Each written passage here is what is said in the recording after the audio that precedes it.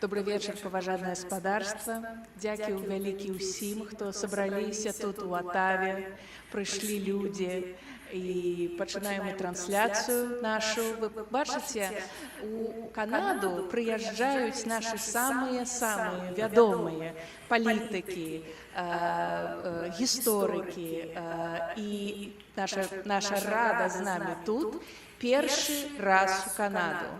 У лістападзе 2024 года прыехаў Сергей Навумчык. Хто не ведае Сергея Навумчыка, ну, можа, толькі нейкае малодшае пакаленне. Мы-то ўсе памятаем 90-е годы, 91-й год, і як гэта Рада БДР паспрыяла ўсім тым палітычным падзеям, якія адбыліся.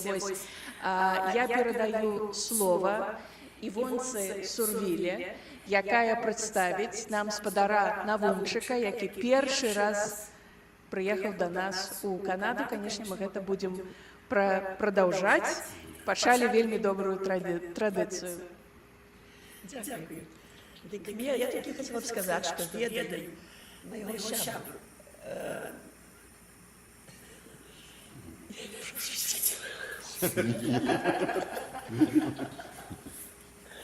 Сергея Навумчика, здається, на Тимошенщині. Він є заступником старшої ради БДР, а Марк від самого початку твого старшинства.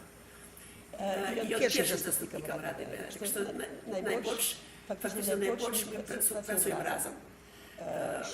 Що мені робить нормально, або радіше, або разом працюємо документами і так далі. І, безумовно, це велика приємність. Перше, що я їхав сюди. Первый раз. Сподіваюся, що пообіцяв, тепер приїхав наконець тиждень, пообіцяв, що приїде хутко на довший час. Бо тут шмат речей зробити на місці у справі. І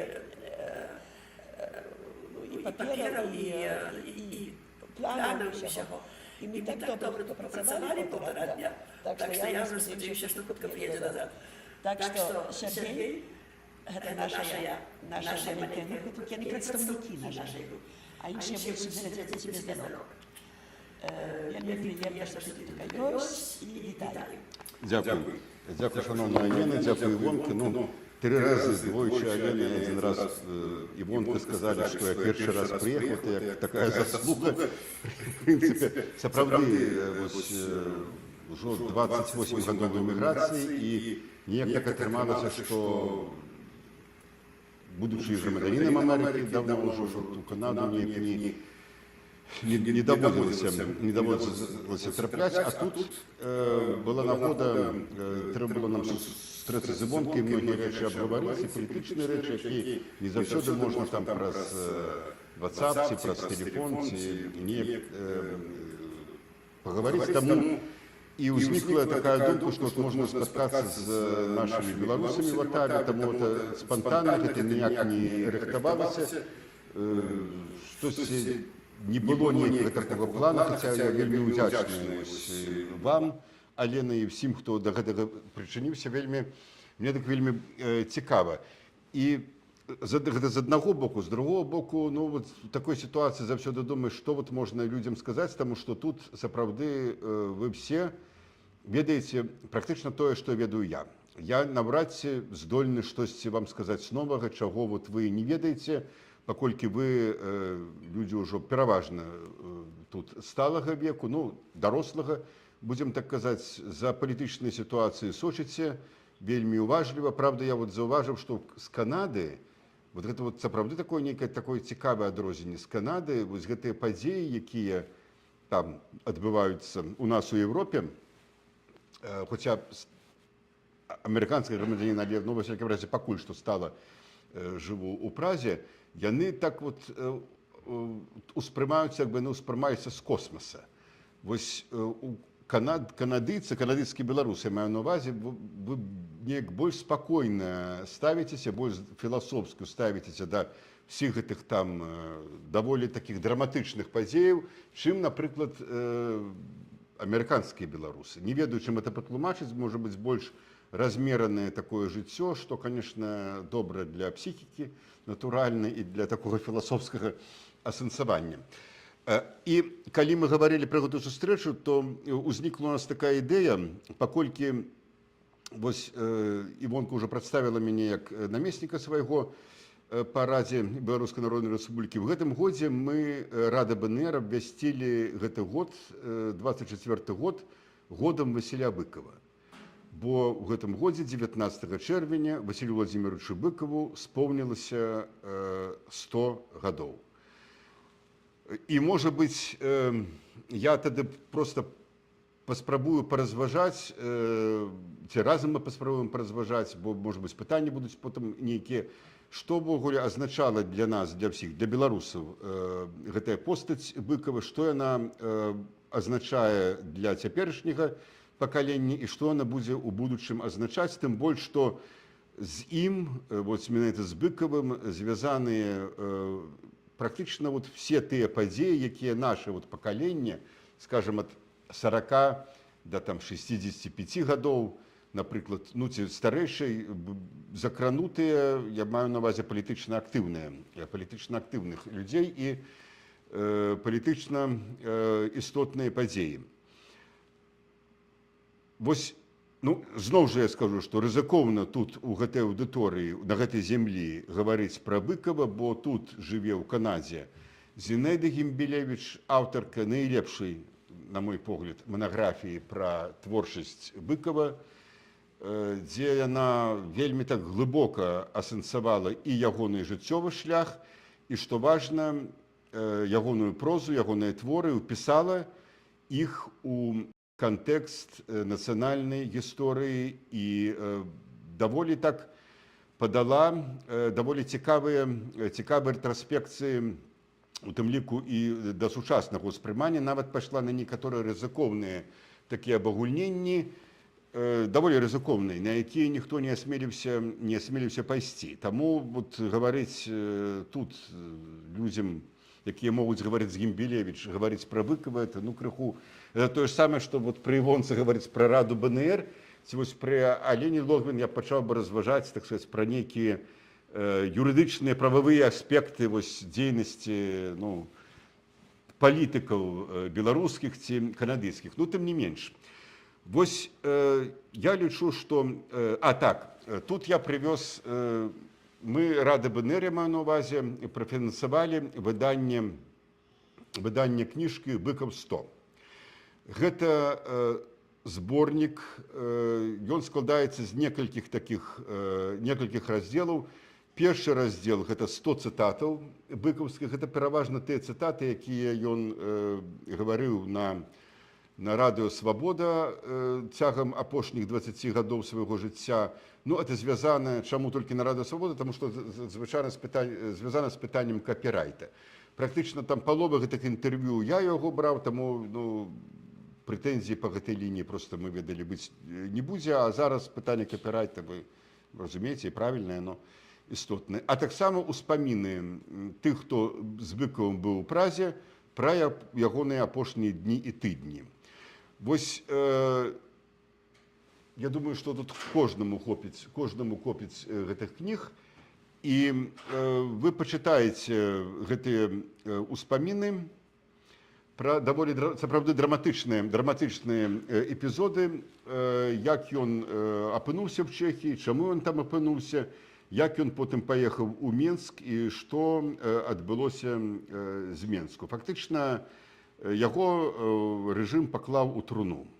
Вось я не баюся гэта казаць, што улады, рэжым Лукашенко прыспешылі смерць Быкава. Прыспешылі смерць Быкава, і для гэтага, конечно, у них былі падставы.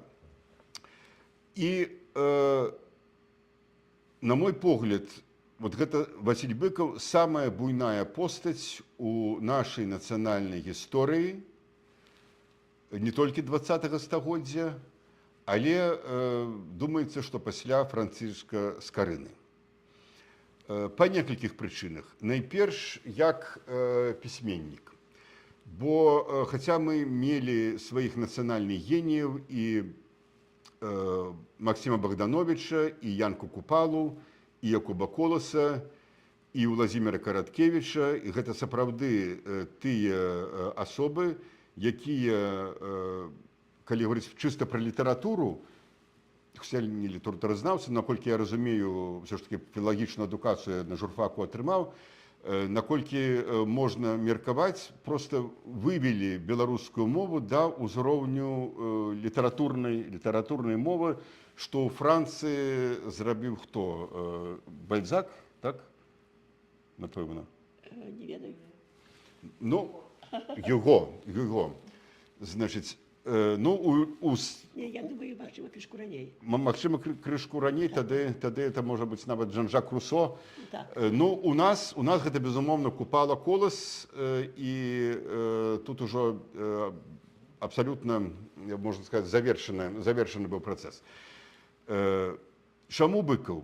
Таму што Быкаў, які стаяў вось на грунце таго, што стварылі, што асэнсавалі Купала, Колас, Максім Богданович да гэтага, канешне, Максім Гарэцкі, калі мы гаворым пра прозу, яны, можа быць, падрыхтавалі сваю творчасць, тую глебу, на якой вырас вось гэты цуд. Калі у 2002 годзе мы рыхтавалі пераезд Васіля Владзіміровича Быкова ў Чэхію, яго ў Нямецчыне скончвалася віза і фінансаванне, і, ў прынцыпе, яму не было фактычна там як заставацца, а вяртацца ў Менск. Я вам прачытаю, ведаеце, я, можа быць, сапраўды буду чытаць некаторыя такія фрагменты і іх каментаваць, каб не быць галаслоўным. І вось што казаў Быкаў у 2000 годзе. Я ў Менску не магу пісаць. Па-першае, у мяне халодная кватэра. Я там з маімі хворымі лёгкімі вельмі хутка загнуўся, таму што ў Менску указам прэзідэнта уведзены максімум тэмпературы 12 градусаў. Лукашэнку не патрэбны Быкаў. У яго ёсць згуртаваная магутная кагорта уласных пісьменнікаў, якія пішуць яму біяграфію. Пішуць пра яго, апісваюць ягонае жыццё, і яму гэтага дастаткова. А ўсяго астатняе ён не ўспрымае. Тое, што робіць Лукашенка і яго рэжым, накіраваныя на ліквідацыю, на поўную ліквідацыю суверэннасці. Ён абсалютна закабаліў гэты народ. Ну, гэта далёка не адзінае такое выказванне Быкова пра Лукашенко. Ён адразу не прыняў яго, нават першы, я б сказаў, публічны такі, можа быць, нават і ўжывог гэта слова зварот, які папярэджваў нацыю пра тое, што можа прыйсці у аблічча гэтай асобы Лукашэнкі. Гэта быў артыкул 31, калі не памыляюся, жніўня 93-го года, падкрэсліваю, за амаль год да гэтых выбараў прэзідэнцкіх. Ён называўся, твой артыкул Быкова, называўся ён «Дзеля улады яны гатовы аб'яднацца самім д'ябалам».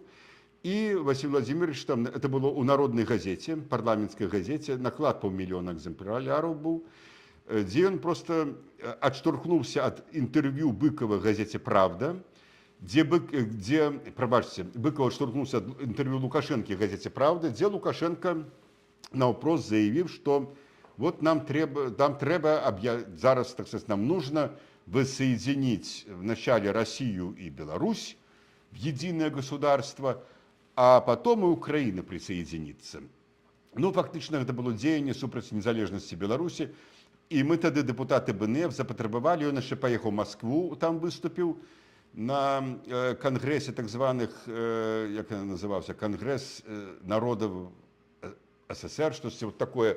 Фактычна, это было дзеянне супраць незалежнасці па ўсіх канонах у нармальнай краіне. Гэта антыканстытуцыйны акт. Для палітыка гэта азначае, калі ты не прымаеш гэтую краіну як незалежную дзяржаву, і ты дэпутат парламента, пакладзі мандат. Калі ты не хочаш сам гэты мандат пакласці, значыць, цябе павінны яго пазбавіць. Мы тады выйшлі з прапановай у Верховны Савет. Гэта быў кастрычнік пасля правалу гэтага мяцежа. 93 года маскоўскага праімперскага з прапановай пазбавіць Лукашэнку дэпутацкіх паўнамоцтваў. Нас не падтрымалі, нас там колькі было дэпутатаў, там 30 чалавек БНФ, а весь склад Верховного Совета 300 з нечым, хай там на сесію менш збіралася, словом, это арифметычная просто, чыста арифметика заўсёды вырашала, Лукашенко дэпутатам застаўся. Калі б тады яго пазбавілі паўнамоцтваў, значыць, праз 2 месяцы ён бы не прачытаў свой гэты антыкарупцыйны даклад, які быў замешаны на палову на хлусні, на палову правдзе, умоўна кажучы, і ён бы, адпаведна, не прэтэндаваў бы на прэзідэнта, ён проста не нарабіў бы вось гэтым танным спекулятыўным чынам свой імідж, ён проста, ну, што называецца, паехаў бы ў Шклоўскі раён, стаў бы у шэраг гэтых палітыкаў-маргіналаў, якія там хадзілі з чырвонымі сцягамі, патрабавалі аднавіць СССР, там і гэтак далей, гэтак далей. Ну, на жаль, у нас проста не было тады у парламенце, нас проста была меншасць. Дык вот, Быкаў пра гэта сказаў публічна першы.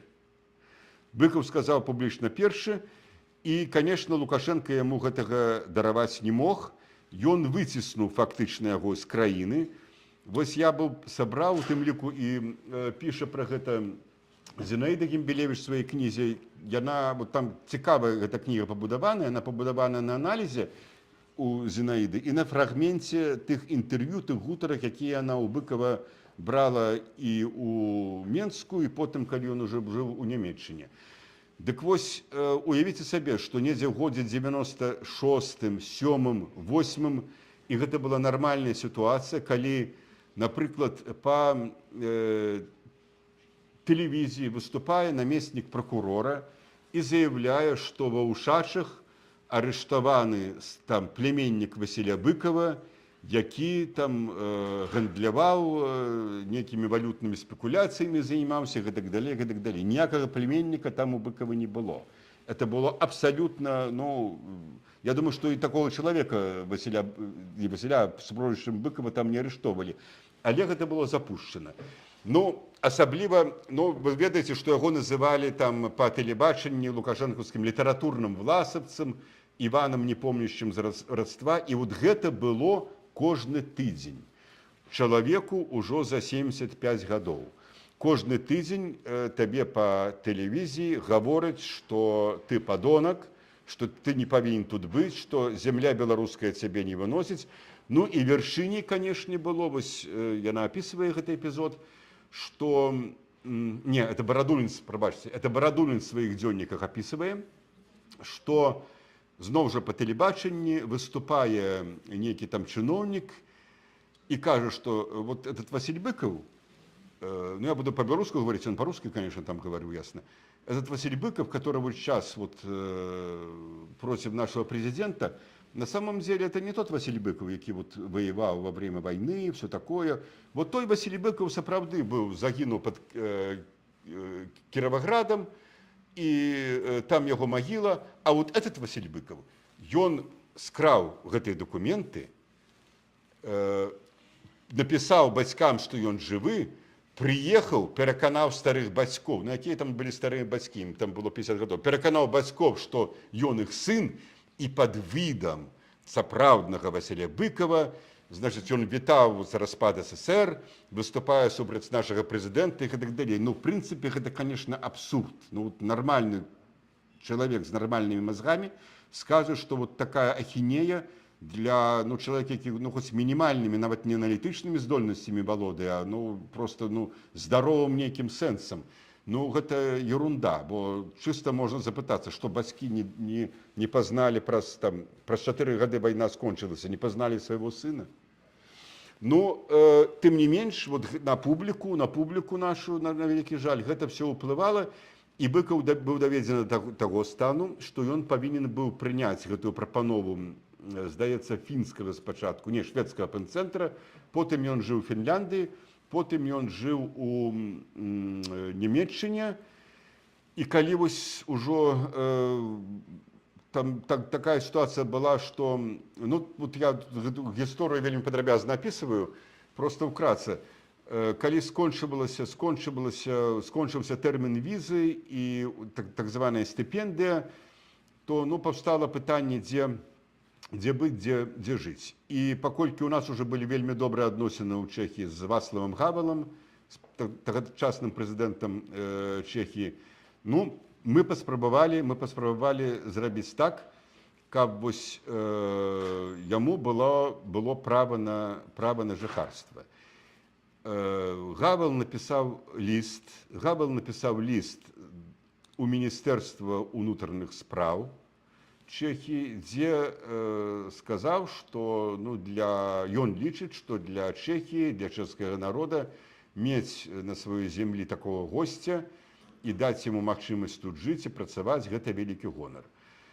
Вацлав Гавел гэта не Лукашенко, словом, паўнамоцтвы прэзідэнта ў Чэхіі, тады асабліва, бо тады прэзідэнт абіраўся сенатам, былі значна меншы, чым, скажем, паўнамоцтвы прэзідэнта, напрыклад, там, Амерыкі ці Францыі, ці неяк так. Таму ён мог толькі рэкамендаваць. Загадаць Гавел не мог. Мог толькі рэкамендаваць, але гэта прапанова, просьба, можна так сказаць, была ўспрынята добра, і нам сказалі, рыхтуйце дакументы.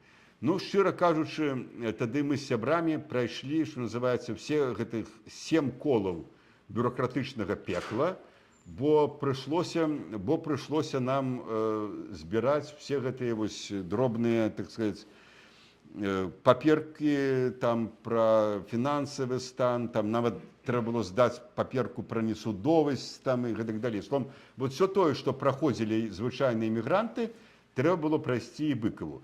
І таксама выпаўніць анкету. І вот у мяне гэта анкета, я зрабіў копію, аддаў у міністэрства копію, чэшскае міністэрства, а сабе захаваў арыгінал. Василий Владимирович и Ирина Михайловна заполнили для анкету, и там неким пунктом, 7 чи 8, написана адукация. И у Быкова написана незаконченная средняя адукация. Быков реально закончил, можно сказать, 8 классов. Так можно сказать.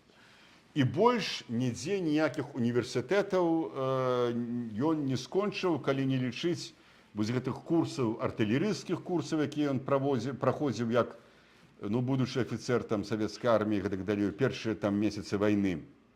Таму у яго адукацыя фармальна ці то 8, ці то 9 класаў. Добра, хай будзе 9. І тым не менш, магу сказаць, што я зноў жа выказваю сваё ўласнае адчуванне, што за ўсё сваё жыццё, за больш чым 60 гадоў, я не сустракаў больш інтэлектуальнага і больш адукаванага чалавека. Адукаванага не ў сэнсе, можа быць, там веданне натуральна замежных моў, ён не ведаў, не было яму калі іх вучыць, але адукаванага ў літаратуры, адукаванага ў сферы гісторыі, чалавек, які арыентаваўся ў філасофіі, вельмі добра ён арыентаваўся. У яго дома на Танкавай вуліцы была вельмі такая сціплая трохпакаёвая кватэра, там не ведаю колькі, там метров 40 з нечым, так званая карызнай плошчы была, але ў яго быў кабінет весь натуральна застаўлены кнігамі, і гэта бачна было, што гэта кніжкі не для шпалераў, як кажуць, не для абояў. Так? Все гэтыя зборы твораў, якія там былі, все ён прачытаў і непаводным разу. Рэальна ён самаадукаваўся, я магу сказаць, на ўзроўні, скажем, філалагічнага факультэта Белдзяржуніверсітэта, то гэта было дакладна і значна больш, таму што ён чытаў і тую літаратуру, якая не зусім друкавалася, ці зусім не друкавалася в СССР, якую можна было здабыць нейкім дысідэнцкім чынам, якую ён купляў, калі не часта, але выязджаў у нейкія замежныя паездкі, у тым ліку так званыя капіталістычныя краіны. Ён ва ўсім гэтым арыентаваўся вельмі добра. Гэта я кажу пра такі бок такога сухога інтэлектуалізму. Але пры гэтым, безумоўна, это быў чалавек, надзелены надзвычайным талентам і, будзем казаць, геніем. Вось я маю на ўвазе не тое, што называецца нацыянальны геній, бо, скажем, Пушкін, які іх все, ён рускі нацыянальны геній. Але зайдзіце вы ў любую кнігарню там у Нью-Йорку, я думаю, што в Атаве, в Лондоне, я просто рабіў такія эксперыменты, не толькі за Пушкіна глядзеў. Дастаевскі, так, Дастаевскі там будзе з рускай літаратуры, там Толстой будзе, Анна Каренina, як правіла. Пушкіна вы там просто не знойдзеце. Пушкін это ў нейкім сэнсе паўторы вот таго, што ўжо зрабіла еўрапейская літаратура таго часу, але конечно ён гэта перапрацаваў ці пераасэнсаваў вот на расійскую гэтую глебу, зняў гэтую мову і аформіў яе як вот літаратурную. Таму у гэтым сэнсе ён, конечно, геній нацыянальны, напэўна, відаць. Але сусветным геніем яго цяжка назваць. Дык вось і еўрапейскім таксама. Дык вось Быкова якраз можна смела называць еўрапейскім геніем, чыста літаратурным сэнсе, бо калі гаварыць пра такі накірунак, такую плынь літаратуры, як экзістэнцыялізм, то, безумоўна, думаю, што ён, вот менавіта ён, а скажем, там не Камю ці хтосьці яшчэ, мусіў бы лічыцца найлепшым ягоным прадстаўніком, таму што ў сваёй прозе ён вось гэтую сітуацыю выбара давёў ужо да гранічнай мяжы.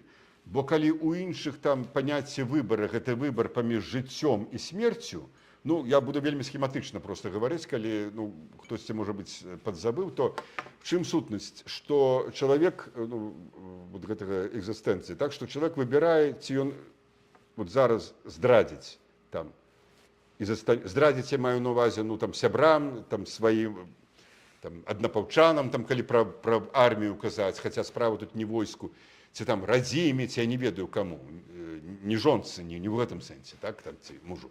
Калі ён здрадзіць, ён выжыве, а вот калі ён не здрадзіць, значыць, то ён загіне.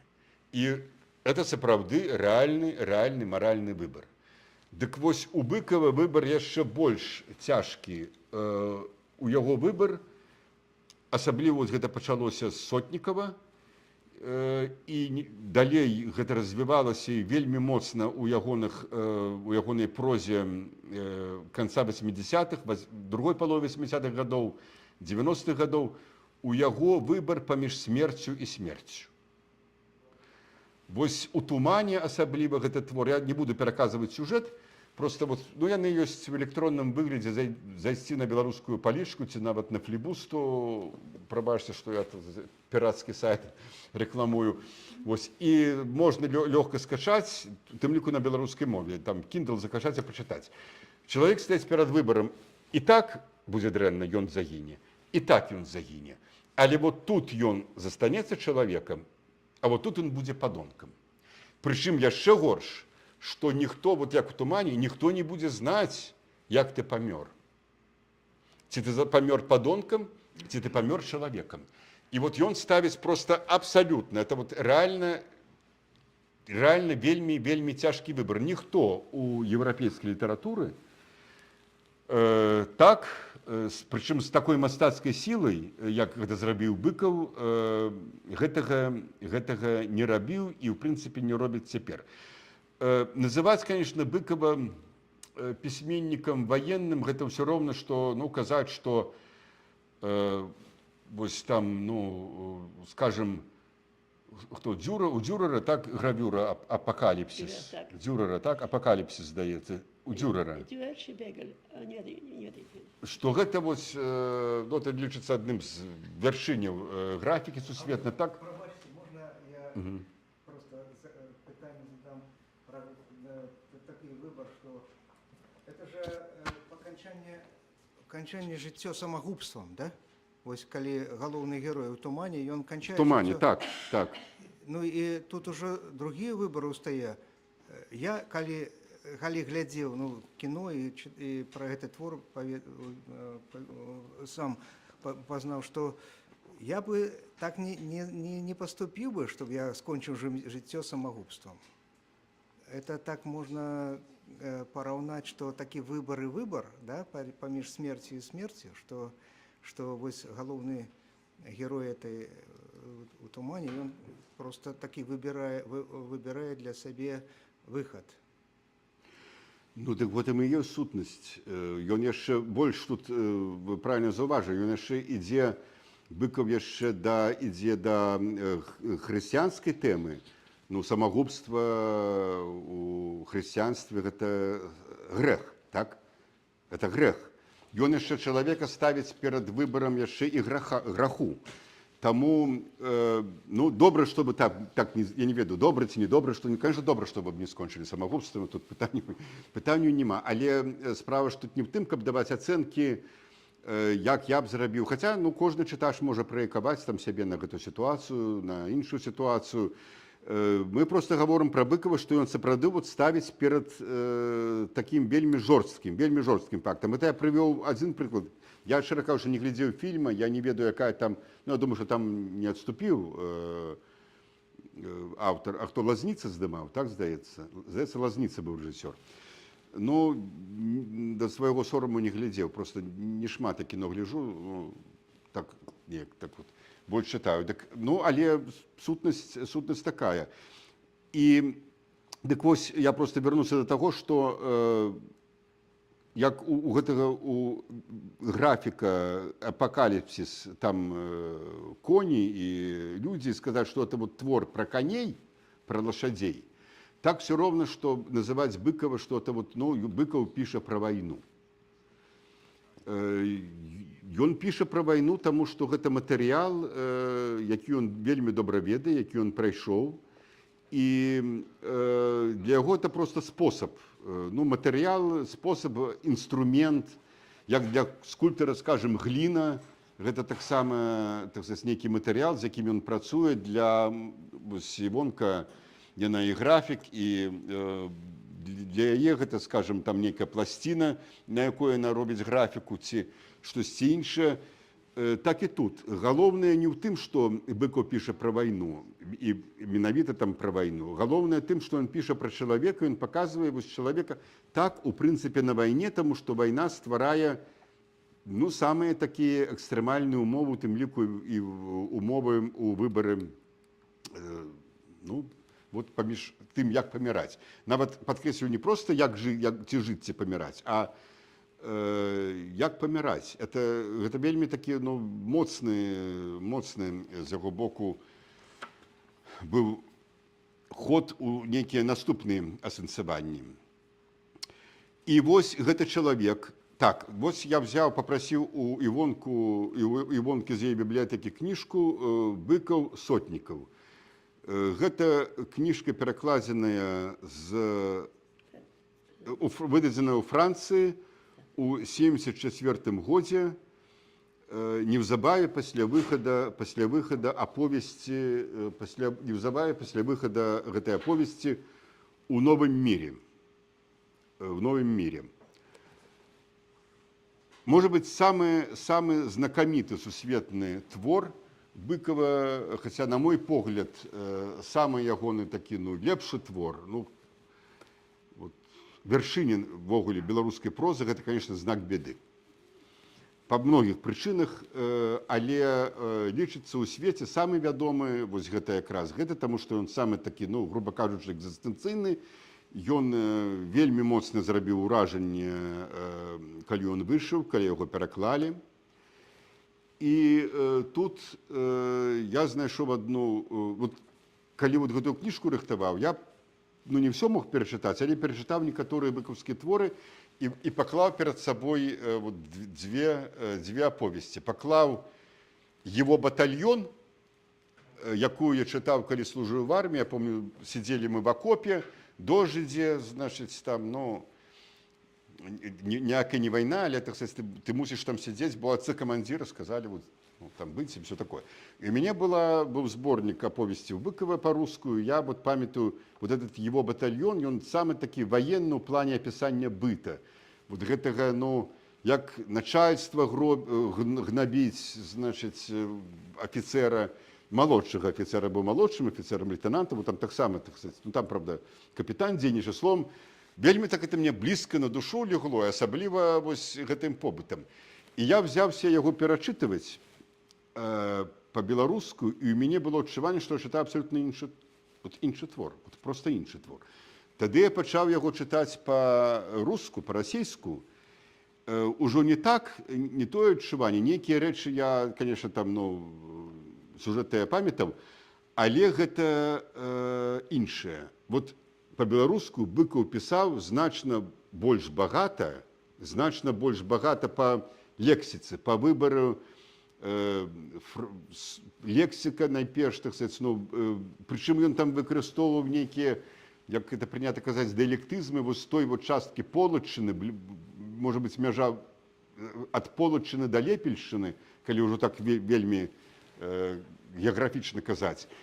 І шмат тых слоў, якія, напрыклад, ну, чалавек, які, ну, апасродкавана так вучыў мову, ён можа проста не ведаць. Для гарадскога жыхара, вот я гарадскі жыхар, для мяне, напрыклад, там шмат, ну, не шмат што, а былі словы незразумелыя. Я мусіў ісці ў слоўнік, і ў слоўніку нават гэтых слоў не было, бо гэта 2 ці 3 былі нейкія дыялектныя словы. Так вот, знак бяды робіць яшчэ большее ўражанне, і асабліва моцнае ўражанне ў гэтым сэнсе розніцы робіць Сотнікаў. Калі вот Сотнікаў у рускім варыянце значна больш спрошчаны, чым у беларускім варыянце. У беларускім варыянце там, ну, больш складаная лексіка. Хаця ўражанне, можа быць, нават, я скажу вельмі крамольную рэч, хаця ўражанне ад гэтага, ну, выбачайце, што французскі варыянт трымаю, калі кажу пра беларускі, пра расійскі, проста няма, іншыя не ўзялі. Таму, што ён больш, можа быць, просты і канцэнтраваны вось так на дзеянні, на канкрэтных гэтых, на тым самым выбары, калі мы ўжо гэту таму выбарам казалі. І некім такім, ён робіць, разумееце, ён робіць вот адчуванне такой эпічнай антычнасці. Вот як гэта антычнасць, вельмі простая мова, в беларускім варыянце таксама. Хоць ён пісаў, вот все, вот тыя, хто кажуць, ага, Быкаў пісаў па-руску, перакладаў потым на беларускую, гэта абсалютна поўная неправда. Абсолютно поўная неправда. Быкаў пісаў па-беларуску з самага пачатку сваёй творчай дзейнасці. Больш таго, з 50-х гадоў ён, калі працаваў у Гродзенскай правдзе, Гродзенская правда выдавалася на 2 мовах. На беларускай мове і на рускай мове. Тое ж самае, толькі, ну, на рускай мове выдавалася газета «Заря» в Бресце. Беларускай варыянты не было. Не ведаю, чым это патлумачыць. Можа быць, ну, напэўна, тым, што гэта была мяжа, дзяржаўная мяжа. Это былі 2 вобласці, якія межавалі з Польшы. І там было шмат афіцэраў савецкай арміі. Ну, толькі вот гэтым я шукаў тлумачэнне, не знайшоў чаму. Дык вось Быкаў працаваў якраз у беларускім варыянце Гродзенскай правды, і ён працаваў стыль-рэдактарам, і, ну, карэктары там іншыя былі, фактычна ён правіў тэксты, і калі ішлі вот гэтыя тасовкі, там выступы Хрушчова, там агромныя, так сказаць, іх трэба было хутка перакласці, нейкія, ну, перакладалі Белта, прысылала ўжо, але калі нейкія даваліся дабавкі, то яны ўжо шлі ў рускім варыянце, іх трэба было хутка перакласці, вставіць на паласу, вот Быкаў гэтым мусіў займацца. Ён, як чалавек, які добра ведаў беларускую мову, не вывучаную мову, як у многіх з нас, у мяне, напрыклад, у гарадскога жыхара, так? А вось тую мову, якую ён у літаральным сэнсе з малаком маці упітаў, у якую ён вырас, у якой вось Івонка вырасла вот тое самае пакаленне быкаўскае і, скажам, на пакаленне пазнейшае за быкаўскае, вот, якое Івонка прадстаўляе. І я знайшоў адну унікальную рэч, такую, ну, якую я пакуль патлумачыць сабе не магу. Вось перадапошняя глава Сотнікава, там скончваецца, ну, сутнасць тым, што рыбак, які быў ягоны паплечнік, як бы так, з якім яны патрапілі вось у гэты, ну, палон, не палоны, іх захапілі, ён ідзе да паліцаяў, Сотнікава вешаюць на шыбеніцу, і рыбак, немцы кажуць, давай. І рыбак, ну, калі вы глядзелі фільм, геніальны фільм Шыпіцкі, і рыбак выбівае у яго з-пад ног калоду. Ну, проста рукой адцягвае. І вось гэты эпізод, так ён быў напісаны ў першым варыянце па-руску в Новым міре, бо беларуску надрукавалі там са скарачэннямі. Першы такі больш поўны варыянт быў напісаны ў Новым міре, І калі я прачытаў і гэта, я пабачыў, што штосьці тут не тое. А не тое было тое, што ў беларускім варыянце гэтага не адбываецца. У беларускім варыянце так. І я пастараюся блізка да тэкста сказаць. Ён убачыў вочы, Сотнікаў стаяў на гэтым бруску, пабачыў вочы рыбака, і каб прадухіліць непазбежнае, сам сваёй нагой выбіў з-пад сябе гэтую калоду. Ва ўсіх беларускіх варыянтах пакінуты вось гэты фінал. Ва ўсіх рускіх варыянтах пакінуты фінал, што Сотнікаў все-таки Сотнікаў з ім, Сотнікаў яго забівае, будзем так казаць. Чым гэта патлумачыць? Я не магу. Можна тут пра гэта думаць. Тлумачэнне, якое я толькі магу даць, што ён не то, што ён пашкадаваў рыбака, а вось ён зрабіў такі Сотнікаў сваю апошнюю такую секунду жыцця, так? Зрабіў жэст міласці да гэтага чалавека, які фактычна яму здрадзіў, які яго гатовы быў забіць, і мусіў бы яго забіць. То бок ён яшчэ больш узнёсся, у Шыпіцкі фільм называецца «Восхождение», «Узыходжанне». Так, ён яшчэ больш узнёсся, хаця там рыбак вырывае калоду. І я учора паглядзеў гэтую кніжку, адкрыў яе на 202 старонка, гэты апошні абзац из, я не парлету по-французску, я з гэтым пераклаў, і проста я быў агаломшаны, таму што ў гэтым варыянце гэта беларускі варыянт. Это беларускі варыянт. Я не ведаю, з якой мовы ён перакладаў, відаць, тут напісана пераклад, напэўна, безумоўна, што з расейскай, але фінал взяты з беларускай. Тут трэба, конечно, гэтое выданне браць і вывучаць все ж таки, з якога варыянта было зроблена. Бо калі гэта было зроблена цалкам з беларускай варыянта, то гэта, конечно, унікальны выпадак, бо тады трэба думаць, што Быкаў нейкім чынам перадаў у Францыю гэты арыгінал, які в поўным выглядзе не быў надрукаваны тады ў полымі, і яны пераклалі. Сапраўды, гэта цікавы такі момант. І каб яшчэ сказаць, чым важная такая, я просто углыбіўся літаратурныя такія рэчы, дзе они ёсць нейкім такім ужо спецыялістам. Я вам просто скажу некалькі такіх момантаў, якія мы тут адзначылі. Вось вельмі важна, што Васіль Владзімірович Быкаў, ён падтрымліваў ягоная галоўная роля ў літаратуры, мы ўжо сказалі, вельмі важна, што ён падтрымаў у 88 годзе нацыянальнае адраджэнне. Ён, менавіта дзякуючы яму, быў апублікаваны артыкул Зенона Пазняка і Еўгена Шмігалёва «Курапаты. Дарога смерці». Я гэта сам чуў ад Анатолія Вярцінскага, які быў рэдактар Ліма, ён быў таксама дэпутатам у нашым Верховным Савеце. І ён прыгадываў, што трэба быў нейкі аўтарытэтны чалавек, які б зрабіў бы прадмову, выступіў у ролі лакаматыва, які б гэта выцягнуў. Быкаў быў не адзіным героем сацыялістычнай працы, ці лаўрэатам Ленінскай прэміі, быў ім, скажам, і Максім Танк, героем сацпрацы быў Іван Шамякін, плюс яшчэ Танк і Шамякін былі дэпутатамі Верховнага Савета СССР, але, канешне, яны б на гэта не пайшлі і яны б гэта не рабілі. Быкаў гэта зрабіў, ён напісаў прадмову, і артыкул быў надрукаваны. У беларускім ЦК ведалі, што Гарбачоў вельмі Быкава паважае, Гарбачоў прыслаў яму ў 87 годзе кніжку, прычым не прыслаў, а перадаў там праз сакратара ЦК, каб это было бачна, што это такі жэст, каб мясцовае начальство, тады мясцовае, бо была эта частка СССР, бачылі, што Гарбачоў паважае, і яны проста не рыпнуліся, в ЦК, і гэты артыкул прайшоў. Артыкул, конечно, я не буду тлумачыць, вы самі разумееце, што ён зрабіў. Ён сапраўды пераламіў свядомасць, ён быў штуршком да вось гэтага нацыянальнага адраджэння.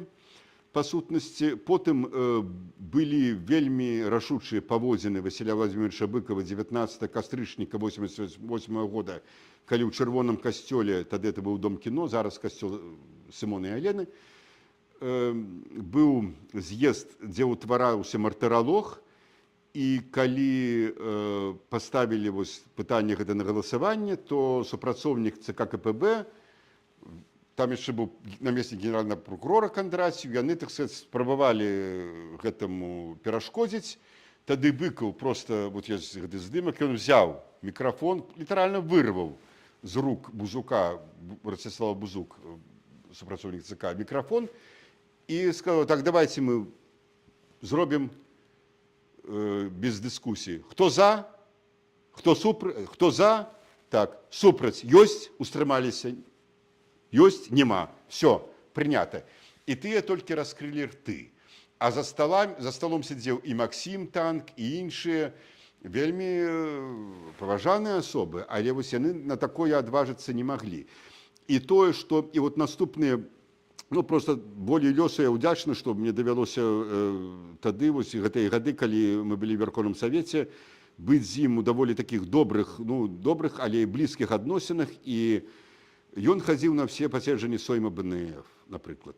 Ён хадзіў на большасць з нашых мітынгаў, асабліва заўсёды ён прыходзіў 30-га, ну, па-рознаму там былі даты, калі 30-га, калі, ну, вот гэтыя, калі азначалі дзеды, ён заўсёды прыходзіў да будынка НКВД, ну, потым это Міністэрства ўнутраных спраў, так, там КГБ побач, прыходзіў Сергей Иванович Граховскі, які там сидзеў, паказваў вокны, які ўжо асфальт быў налеплены на гэтыя вокны, бо, ну, асфальтавалі, відаць, звычайны асфальт срезаюць, кладуць нова. Відаць, каля КГБ яны баяцца срезаць, і проста кладуць, ну, можа, за 100 гадоў яны пахаваюць гэты будынак пад асфальтам.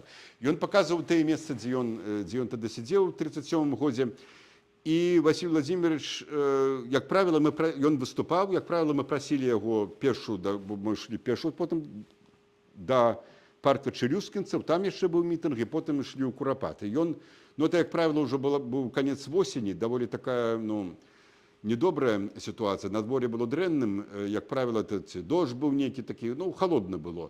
А ў яго астма, таму мы проста прасілі яго не ісці далей, проста ісці да хаты, але вот прыходзіць ён прыходзіў, это для яго было святое. І ён падтрымліваў нас, вот маленька у нас была група дэпутатаў, сапраўды, ну, рэальна называюць 30, рэальна я скажу, вот я адлічваю, колькі нас было, з колькасці вось тых людзей, якія вось пайшлі селі вот на гэтую галадоўку, калі была ініцыятыва Лукашэнкі пра правядзенне рэферэндуму. Нас было 19, Галя Семдзянова хацела сесці галадаваць, мы забаранілі, сказалі, што не, ну, жанчына не... Можа быць, это асудзяць мяне, так, і нас всіх феміністкі, ну, але мы палічылі, што не. І Ігор Пырх, полковник міліцыі, у яго было вельмі кепскае здароўе, ён клаўся на аперацыю, мы таксама папрасілі яго не ўдзельнічаць, ну, ён потым хутка і памёр. Вот это літаральна недзе 20, 21, 22 чалавекі. Дык вось гэтыя 22 чалавекі былі б супраць 300 з нечым. Нам удавалася нешта зрабіць, калі на плошчы стаяла там, скажем, 10, 15, 20 тысяч чалавек. Але вельмі рэдка столькі людзей збіралася. Асабліва ужо недзе года з 92-го пайшла гэтая актыўнасць палітычная на спад, бо з аднаго боку, ну што, камунізм, КПСС ліквідаваны, так? Беларусь як бы ўжо незалежная дзяржава. Плюс вельмі цяжкае эканамічнае становішча, вот вы все тут практычна, я думаю, што памятаеце, якое оно было, і людзі былі занятыя, ну, рэжымам проста выжывання, чыста элементарнага выжывання, тым больш, што рэформы Вячеслав Францевич Кебіч не вельмі спяшаўся праводзіць. Ну, мы і праграмы яму распрацоўвалі, прапанавалі, што трэба было правесці рэформы так, як, скажем, в Польшы прайшлі. Так, это быў пэўны час цяжка, але потым пайшло ўсё добра. Не, вот яны адразалі, як кажуць, кату хвост там по міліметру, ну і чым это скончылася вядома. Дык вось Быкаў ва ўсіх падтрымліваў нас пачатках. І што я хочу сказаць? Вот в гэтым годзе 30 гадоў, як Лукашенко ва ўладзе, так? 30 гадоў Беларусь жыве пад рэальна, яна 30 гадоў жыла пад дыктатурай, апошнія 4 гады яны жыве пад тыраніяй, бо тое, што робіць рэжым, прамасковскі рэжым Лукашэнкі з беларускім народам, гэта ніякая не аўтакратыя, гэта ніякая не дыктатура, гэта самы натуральны тэрор.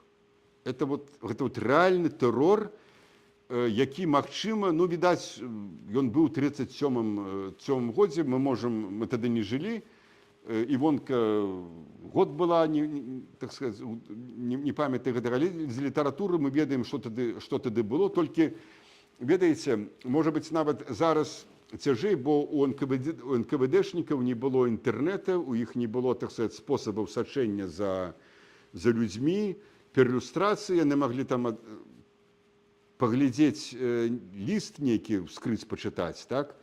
Ці там, калі сасед настучаў. А тут у іх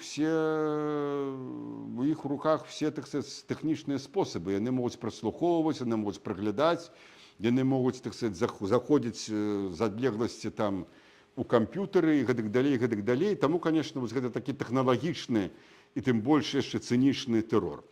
Дык вось, самае важнае, што было палітычна тады зроблена, што Василий Владимирович падтрымаў. Вот мы выступали весь час супраць введення, я маю на увазі БНФ, выступали весь час супраць введення прэзідэнцтва.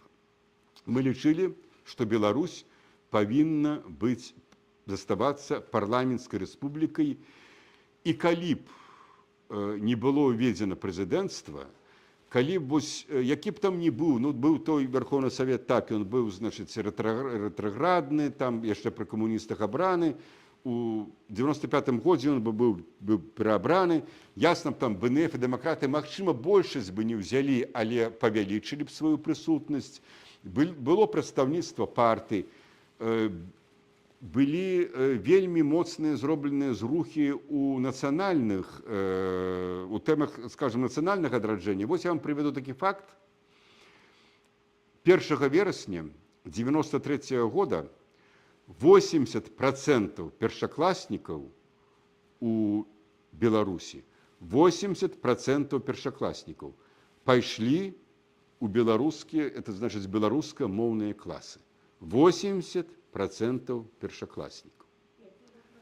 93. Я сказал 80, это да, говорю, 93 год. Закон об мовах быў прыняты ў 90-м годзе, а гэта 93 год. Як вы, вот это я зараз просто кругу скажу про гэты міф про насильственную беларусізацыю. Як вы думаете, колькі было скаргаў у камісію Верховного Совета і ў Міністэрства адукацыі ад абураных вот гэтай гвалтоўнай беларусізацыі бацькоў? 9 чалавек написали з усёй 10-мільённай Беларусі. 9 чалавек. 9 чалавек. Прычым яны мелі, ім былі прадастаўлены ўсе магчымасці перавесці дзяцей у тыя класы, дзе, ну, па-руску вывучалі. Это закон аб мовах гэта цалкам, так сказать, дазваляў. І народ, у прынцыпе, гэта народ успрыняў гэта як аднаўленне гістарычнай справядлівасці.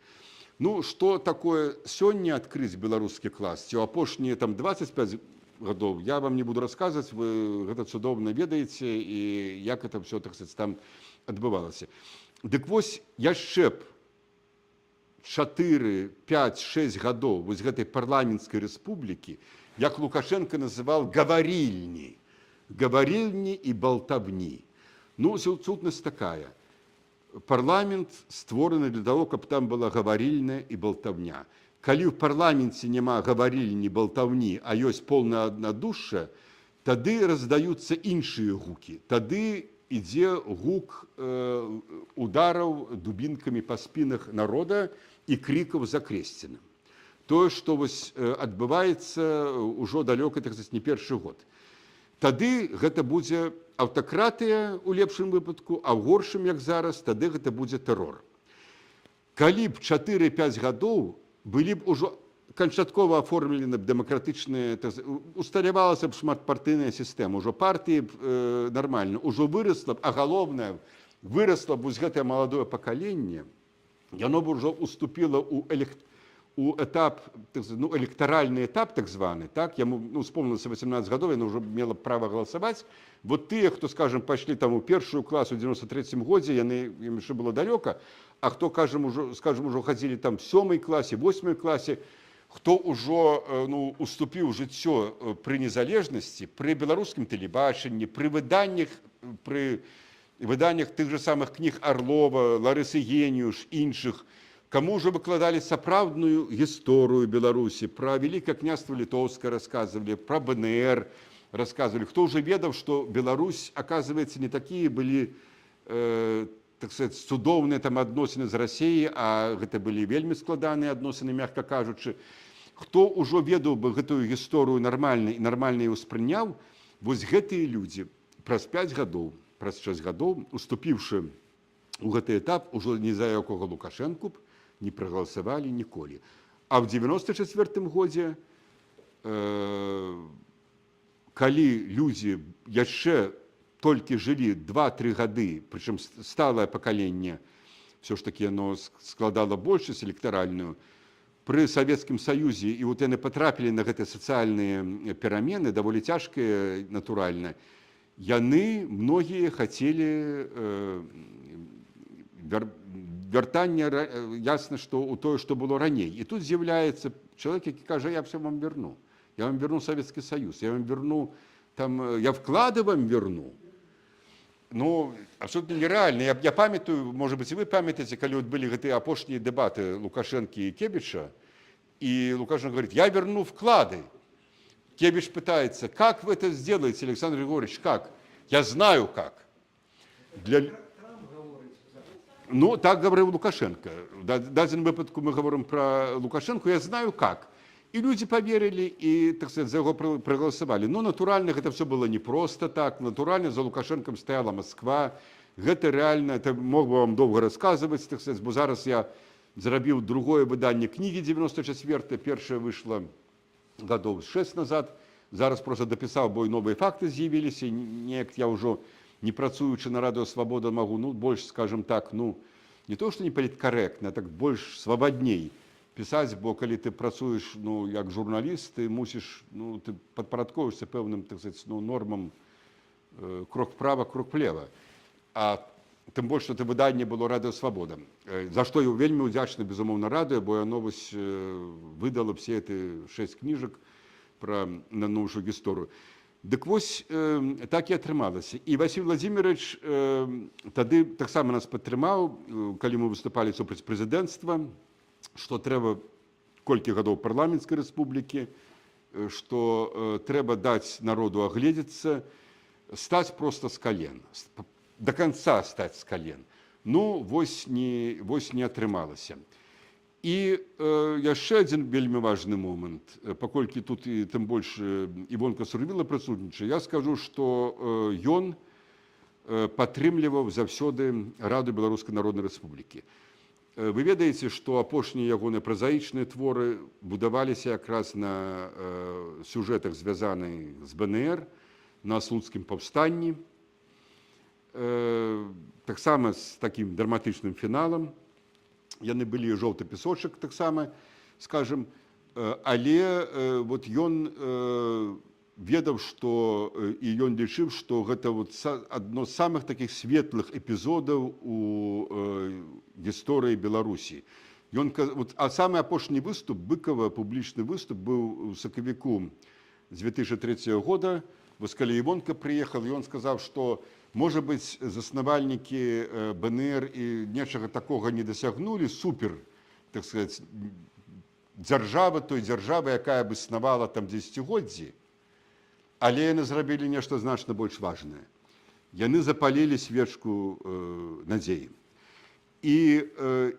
А раней ён у ліку іншых дзеячоў, вот тут Івонка Сурвіла, старшыня рады БНР, Васіль Быкаў, пісьменнік, Зён Пазняк, старшыня БНР, Ганна Сурмаш, старшыня згуртавання беларусаў свету бацькаўшчына, у Празе падпісалі мемарандум, дзе, працытую, знаходзячыся ў замежжы, мы лічым неабходным усімі магчымымі спосабамі падтрымліваць дэмакратычную апазіцыю Беларусі у яе змаганні з дыктатарскім лукашэнкаўскім рэжымам, спрыяць інфармаванню парламентаў і ўрадаў грамадскасці заходніх краінаў пра становішча на бацькаўшчыне і заклікаем да гэтага ўсіх беларусаў, дзе б яны не знаходзіліся.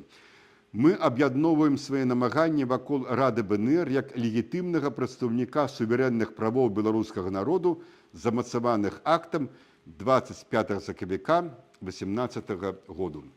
І вось я, можа быць, конечно, падзацягнуў, но выбачайце. І я просто скончу гэты свой выступ, можа быць, з двумя таксама цытатамі. Перад прэзідэнцкімі выбарамі я зрабіў з Васілем Владимировичем інтэрв'ю для народнай газеты, но звычайна, хоць я дэпутатам быў, але все ж таки па прафесіі журналіст, таму я не забываў гэтую прафесію, і час ад часу прасіў Васіля Владимировича на нейкія пытанні такія надзённыя адказаць. Ён ахвотна гэта рабіў. Можу сказаць, што звычайна ён прасіў, вот яго так было. Я разумею, што это парушэнне, вот оказывается, вот, лічыцца, это парушэнне заходніх журналісцкіх канонаў. Ты павінен з чалавекам гаварыць жывую, а ён прасіў, напішыце мне пытанне, я вам пісьмова адкажу. Ну, калі ты хочаш, калі ты працуеш у жоўтай прэсе, ты хочаш, нават не ў жоўтай, ты хочаш чалавека выцягнуць штосьці такое, можа быць, крыху падсмажанае, ну, напэўна, гэта так. Але ў дадзеным выпадку у мяне былі абсолютна іншыя мэты. Я разумеў, што ён хоча проста больш глыбока прадумаць і больш глыбока адказаць. І вот все гэтыя, ну і на шчасце, вот все гэтыя мае інтэрв'ю з ім былі, за выключэннем толькі калі я з 99-го года пачаў працаваць на Свабодзе, вот там ужо мы записывалі па тэлефоне ці ў студыі, калі ён прыязджаў у Прагу, там, конечно, ўжо было лайв і жывьём.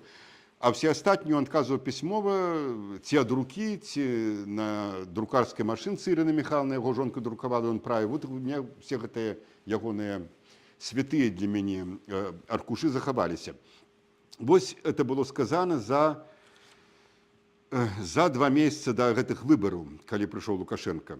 Мабыць, сапраўды ва ўсяленскім маштабе у макракосме адбываюцца таемныя працэсы, падобныя да тых, што вядомыя нам па жыцці на зямлі. Наражэнне, развіццё, адміранне. Калі гэта так, дык беларускі этнас дужа малады, ён толькі падбіраецца да свайго развіцця, якога па некаторых прычынах быў пазбаўлены ў мінулым. Тое наше развіццё павольнае, духоўна-фізічныя магчымасці яго рэалізуюцца ашчадна, замаруджана, найбольшы ягоны росквіт наперадзе. Але тое пэўна, што Беларусь не знікне, калі не скорыцца чужой сіле, яшчэ разгорне свой жыццёвы патэнцыял і здзейсніць на боскай зямлі сваю людскую місію. І яшчэ, вот, калі ў яго запыталіся, што важна для нацыі, ён сказаў словы, якія, я думаю, і ў палітычным сэнсе яны могуць быць запаветам. Вельмі кароткія. У яго запыталі, што самае кепскае для нацыі, што самае неабходнае. Ён адказаў так. Самае кепскае – палітычны анабіёз нацыі. Самае неабходнае – прачнуцца і ўзняцца з каленяў. Ну вот я хочу закончыць свой расповед гэтымі словамі. Калі пытанне ёсць, то я, так сказать, адкажу. Калі ласка.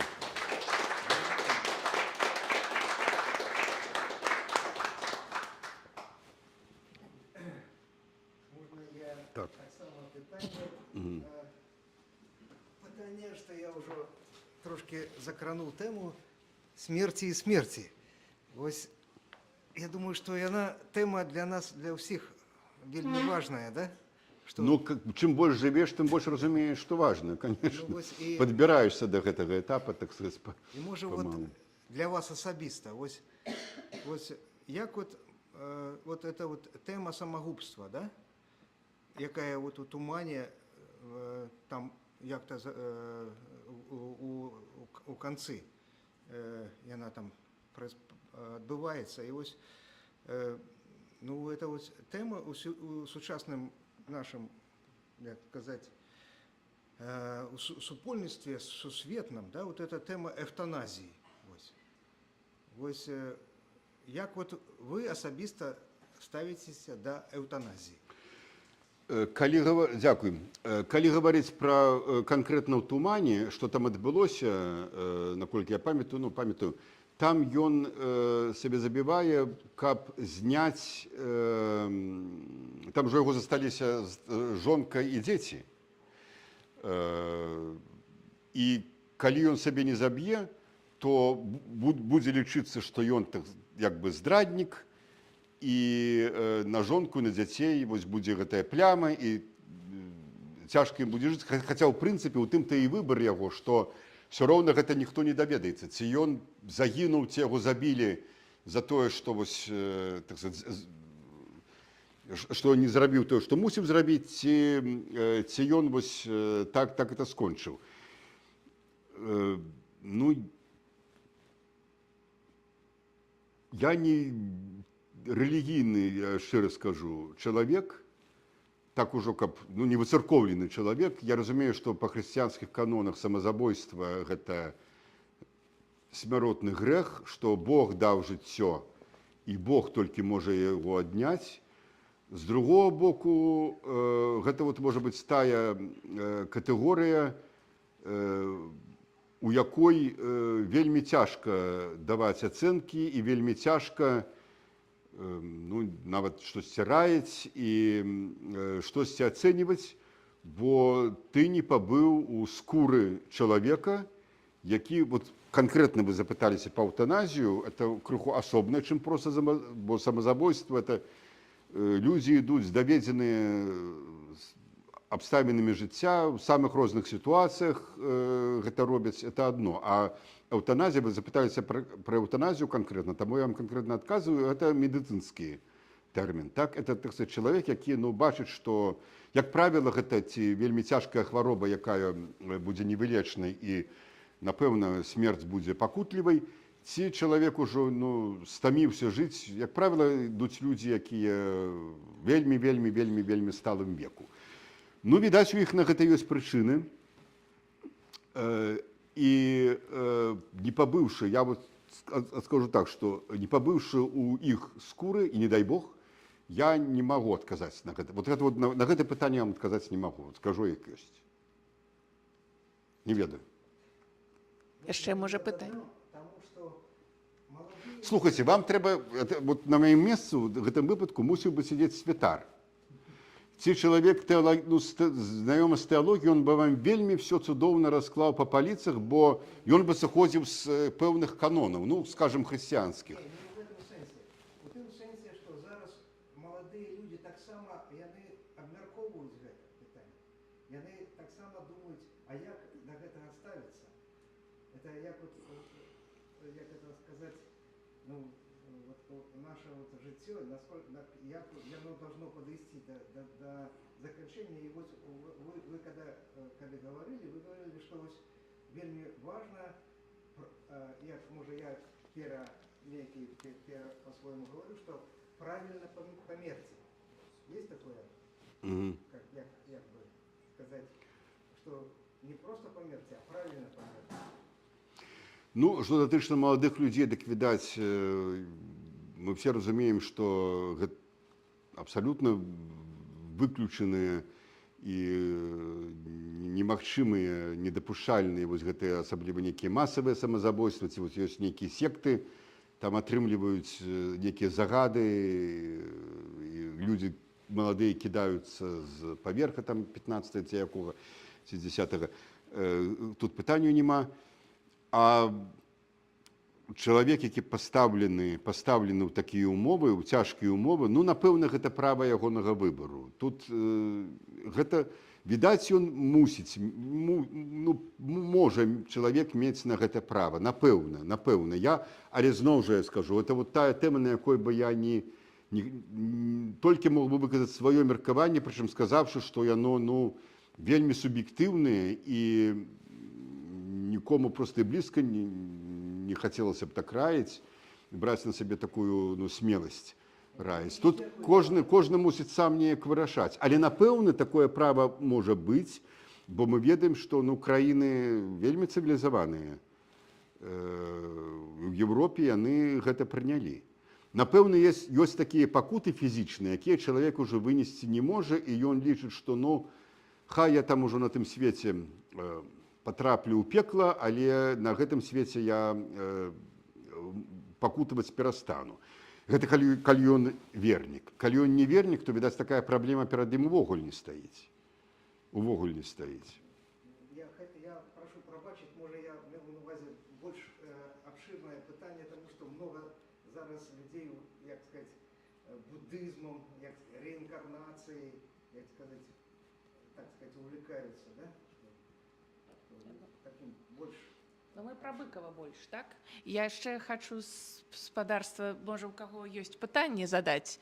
Такая у нас нагода сёння гістарычная, можна сказаць, для згуртавання беларусаў Канады. Упершыню да нас завітаў спадар Навумчык. У мяне ёсць у мяне ёсць два пытанні. Па-першае, гэта што для вас філасофія Быкова? Ну, чаму Быкаў гэта, напэўна, такое, вельмі простае і, канешне, складанае пытанне. Мы ўсе ведаем, у кожнага з нас свой Быкаў, як прафесор Гімпелевіч гаварыла. Па-першае, што для вас асабіста філасофія Быкава? Гэта першае пытанне. І другое пытанне. Вы бачыце шмат маладых беларусаў, якія нарадзіліся ўжо па-за межамі Беларусі, і маладыя беларусы, якія прыязджаюць з Беларусі, бо яны не могуць у тых абставінах жыць. Як ім перадаць вось гэтага Быкава? Што мы можам тут зрабіць, каб паказаць такія сустрэчы, як з вамі, такія сустрэчы, як з прафесарам Гімпелевіч мы арганізоўвалі ў гэтым годзе. Гэта такі цэлы свет, які вельмі складана, як маладое пакаленне зацікавіць і правільна падаць, бо яны ўжо зусім іншыя, яны калі чытаюць там пра нейкія ваенныя, то для іх гэта неяк, можа, не так схематычна, ці, не ведаю, вашае меркаванне на гэтыя два пытанні. Дзякуй, спадарня Алена. Першае пытанне, конечно, вы самі разумееце, што вельмі складанае, таму што філасофія ў Быкава вельмі, фактычна, кожны ягоны твор, гэта твор філасофскі, мы ўжо казалі пра гэтую праблему выбара. Калі вельмі каротка, то старацца захоўваць у сябе ўсё ж такі чалавека, нешта чалавечае. Не таму, што хтосьці на цябе, так сказаць, хтосьці за этого асудзіць за гэта, ці дрэнна да цябе будзе ставіцца, а як бы перад самім сабой. Быкаў мог напісаць і перад Богам. Ці меў ён на ўвазе Бога так, як мы разумеем, напэўна, я ўсё ж такі думаю, што асабліва не в апошнія гады жыцця, але ён ўсё ж такі пад Богам разумеў нейкую не вышэйшую сілу, а нейкую такую чысціню сумлення, напэўна. Гэтыя запаветы нават не столькі хрысціянскія, колькі, хоць ён некаторыя лічаць, што это вельмі хрысціянскі пісьменнік, але калі адрынуцца ад гэтага, гэта ўсё ж такі захаваць у сябе чалавека.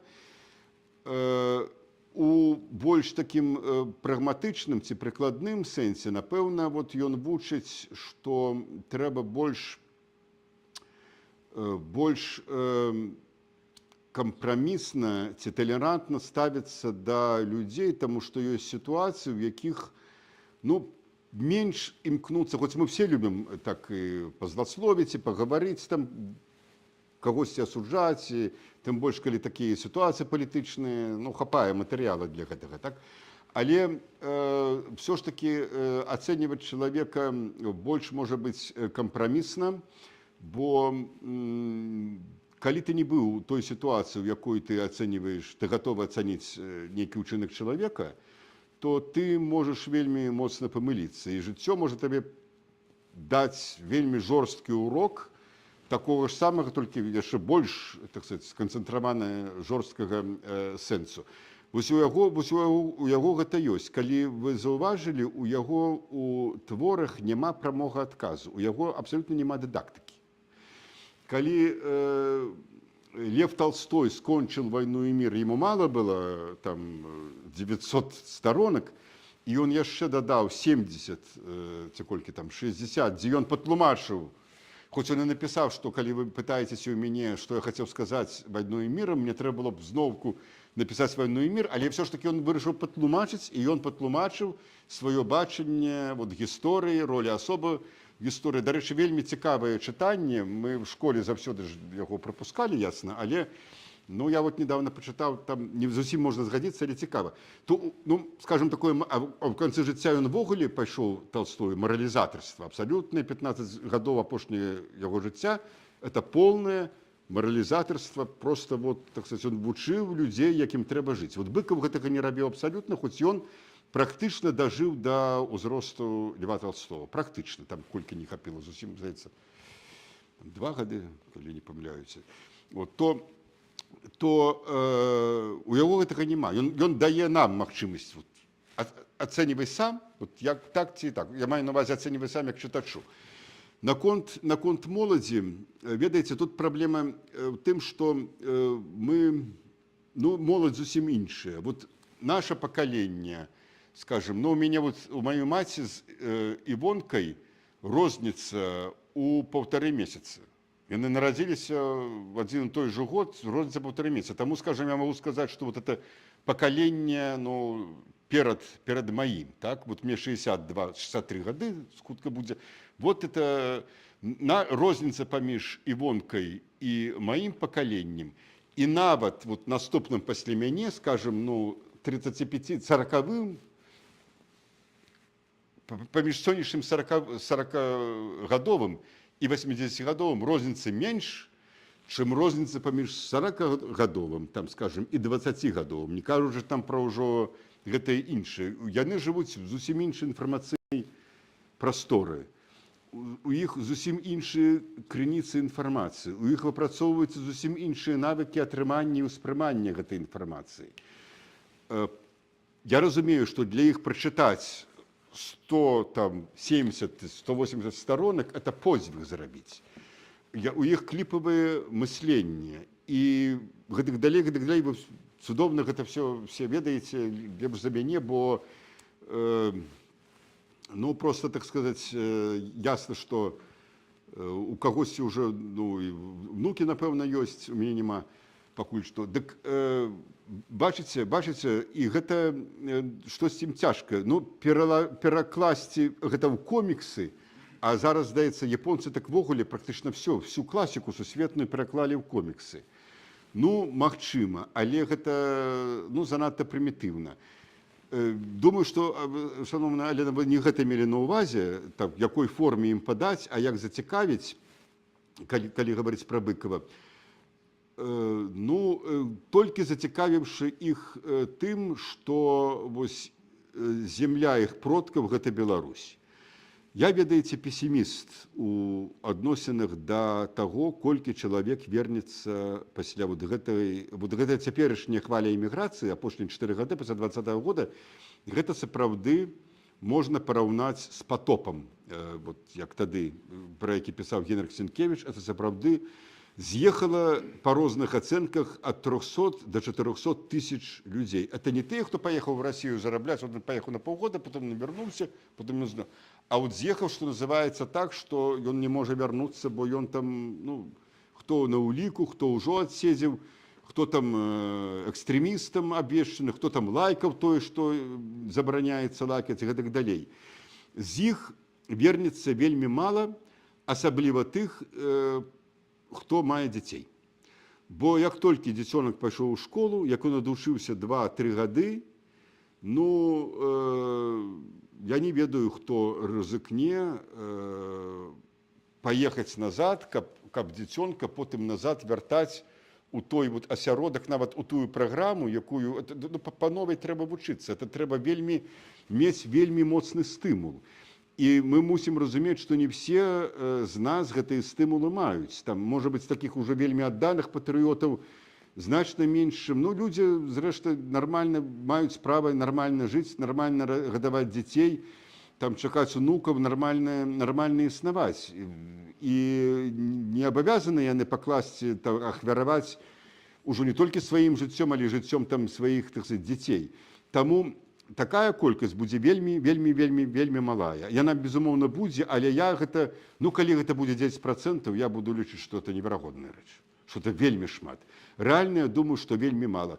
І ў нас ёсць прыклад, гэта пачатак 90-х гадоў, калі практычна ніхто не вярнуўся ні з таго пакалення, якое выехала пасляваеннае, ні пакалення пасляваенных дзяцей, ні пакаленне іх дзяцей.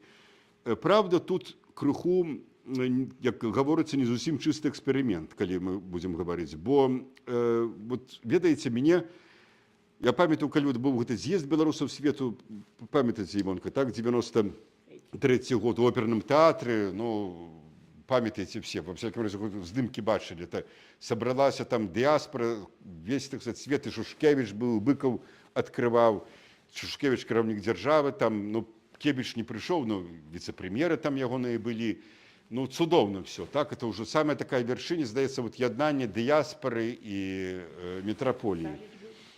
Не, Сажыч прыязджаў на 75-й угодкі БНР, ён прыязджаў у верасні, бачыце, у сакавіку.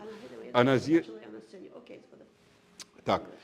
І я вот гаварыў з некаторымі з нашых старых, якія ўжо ў магілах, і што у іх былі два такія, першае, што наказалі, тут же застаецца КГБ.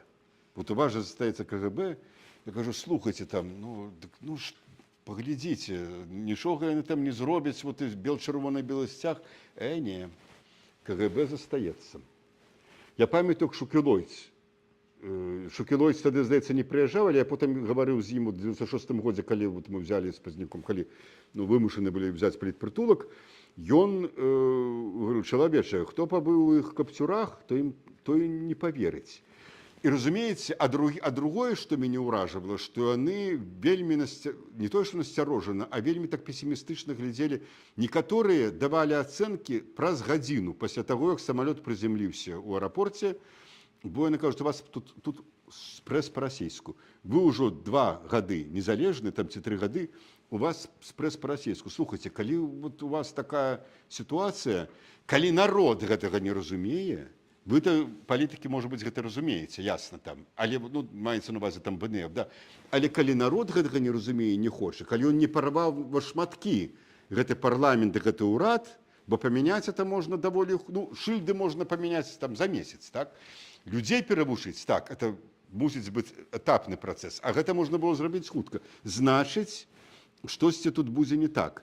І вот яны мелі рацыю, і асабліва яны мелі рацыю наконт КДБ. Ну, уявіце сабе, вот сапраўды, вот уявіце сабе, што 45-й год, скончылася вайна, Гітлер застрэліўся, так? Чаго не хопіць ні ў Лукашэнкі мужнасці зрабіць, ні ў Пуціна. Гітлер все ж таки застрэліўся. Гэтыя, вот вы пыталіся пра эўтаназію, вот я вам прыклад кажу, вот ты на гэта не пойдуць. Значит, ну там не эўтаназія, а крыху па-іншаму, так? І уявіце сабе, што все, Трэці рэйх павержаны, падзелена это Германія там на зону акупацыі, але дзейнічае СС, дзейнічае Гестапа, так? Разведчики там, их там Гейдрих, кто там, Кальтербруннер, здаецца, так, ці Шенберг кіраваў іх разведкай.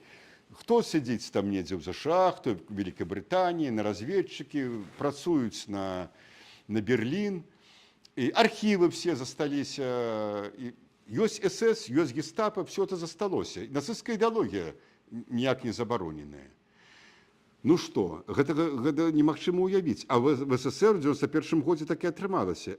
Імперыя распалася, КПСС фактычна як структура знікла, КДБ застаўся. І застаўся ён так, што не раскрыў за весь гэты час ніводнага прозвішча, ніводнага агента. Ніводны стукач, ніводны агент раскрыты не быў. І да гэтага. І яны да гэтага ганарацца славнымі чекісцкімі традыцыямі, якія яны захоўваюцца. І тое ж самае бачылі нашыя дыаспоры, не толькі Івонка, але тыя, хто быў старэйшы за Івонку, там Кіпель, Запруднік, Шукілось я прыгадаў. І у іх было заканамернае пытанне. Уявіце сабе, што які-небудзь, напрыклад, там Томас Ман в 45-м годзе вяртаецца ў Берлін, а вот тут СС, гестапа, ад якога ён уцікаў. Што яму думаць? Яму кажуць, да не бойтесь, яны так, яны тут просто сидять, вас яны кранаць не будуць. Вот такая вот ситуация. Таму, калі мы гаворым пра вяртанне, прабачце, што я крыху зацягнуў пра гэтую сітуацыю 91-го года, але яна вельмі важная, каб зразумець, што тады адбылося і чаму не адбылося тое, што мусіла адбыцца. Я маю на ўвазе гэта незваротнасць дэмакратыі. І калі гаварыць пра вяртанне, то я так разумею, што мы гаворым пра вяртанне ў дэмакратычную Беларусь, дзе эта сітуацыя 92-91 года не будзе. Там не будзе ні КГБ, там не будзе ніякага ні губазіка, што там у іх яшчэ ёсць, так сказаць, гэтыя структуры будуць ліквідаваны, будзе праведзена там пэўная ілюстрацыя з гэтымі людзьмі, будуць там, архівы, відаць, адкрыты, як адкрылі архівы Штазі. То бок, гэтая тэма небяспекі, нават псіхалагічнай небяспекі, яна будзе знятая. І нават у гэтым выпадку, напэўна, вернуцца, далёка, нават палова не вернецца. І як іх, відаць, многія гэтыя людзі, яны ўжо не вернуцца ніколі, не вернуцца іх дзеці. Але вельмі важна, каб яны сапраўды себя пачувалі беларусамі. Як пачуваліся і пачуваюць беларусамі гэтыя дзеці. Вот прыклад Івонка, якая сваіх дачок, і Паўлінку, і Ганю выхавала беларускамі. Рэальна. І прычым яны, асабліва Паўлінка, яны вельмі вялікі внёсак зрабіла беларускую справу як навукоўца. Сваім дактаратам і сваёй дзейнасцю тады ствараючы гэты цэнтр у універсітэце. І гэта вельмі важна. Гэта вельмі важна, бо гэта будзе ствараць той нейкі асяродак, які будзе ўплываць, калі мы гаворым пра Амерыку ці пра Канаду, на адпаведных палітыкаў мясцовых, там, на сенатараў, напрыклад, каб у Беларусі была пэўная нармальная ўвага. Што робіць украінская дыаспара, што робіць польская дыаспара, напрыклад, в Амерыцы это уплывовая структура. А Быкаў самы лепшы з усіх нас. Так трэба ім гаварыць тое, што... Дзякуй вам вялікі. На гэтым мы, напэўна, прыпынем нашу трансляцыю. Зараз мы перайдзем да ўжо такіх больш... Па-першае, у нас прыгатаваны для вас канцэрт. Мы вас упершыню бачым тут у сабе, у Атаве. І ад усяго і згуртавання беларусаў Канады па ўсёй Канадзе сочыць за вамі. І вельмі нам, канешне, прыемна, што вы, наконец, да вас прыехалі. Гэта вельмі добры пачатак. І пачалі мы гаворку такую вельмі правільную. Мы пачалі пра нашу гісторыю, пра нашыя традыцыі, пра раду БНР, пра дыяспару, пра Васіля Быкава. Вось, прыязджайце да нас часцей. Дзякуй вялікі. Дзякуй вялікі. Дзякуй, што прыйшлі.